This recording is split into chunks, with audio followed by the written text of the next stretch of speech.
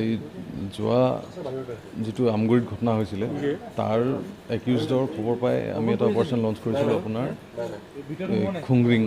খুংৰিং forest ভিলেজৰ আগত চিদাগুৰি বুলি কয়।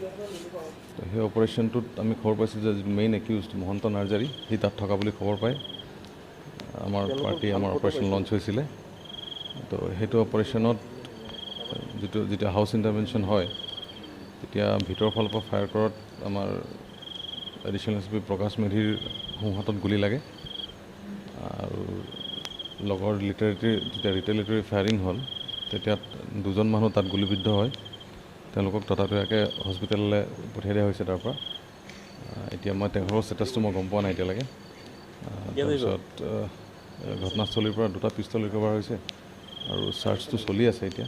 আৰু হয়তো 2-এজন আছিল, এইটো পলাইছে, ঘৰৰ দৰ্জা ভাঙি পলাইছে, দৰ্জা নহয় বেৰ ভাঙি পলাইছে পিছফালৰ পৰা, সেইটো দেখা গৈছে। আৰু সেইখিনি চলি থাকোঁতে ইয়াত এটা ঘটনা হোৱা বুলি খবৰ পাওঁ। এইটো আপোনাৰ কামাৰপাৰা ঢালিগাঁও থানাৰ অন্তৰ্গত ৰাজা বড়ো বুলি এজন ব্যক্তিক কোনোবা অচিনাক্ত দুৰ্বৃত্তই গুলীয়াই হত্যা কৰিছে বুলি খবৰ পাইছোঁ। সেইটো ঘটনাৰ এতিয়ালৈকে আমি বিশেষ তথ্য একো গোটাব পৰা নাই, তদন্ত চলি আছে। চ' এইখিনি হোৱাৰ পিছত যিখিনি ডিটেইলছ পাওঁ আপোনালোকক জনোৱা হয়। এডিশ্যনেল এছ পিৰ আৰু এডিশ্যনেল এছ পিৰ এজন দেহৰক্ষী সামান্যৰূপে আহত হৈছে আৰু এডিশ্যনেল এছ পিৰ হাতত গুলি লাগিছে।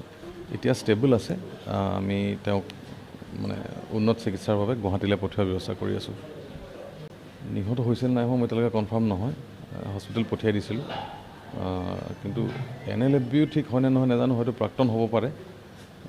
কিন্তু এই ঘটনাটোত যিটো ডকাইতি হৈছিলে আমাৰ আমটেকা, সেই ঘটনাত জড়িত আছে বুলি সেইটো মই কনফাৰ্ম।